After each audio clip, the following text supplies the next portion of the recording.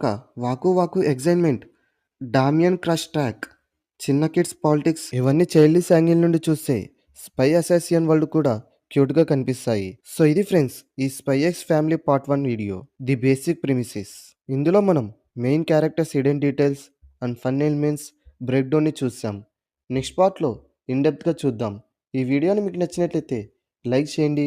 Part 2 కోసం part 1 comment చేయండి. Next video దేని గురించి చేయాలో కామెంట్ సెక్షన్లో తప్పకుండా చెప్పండి.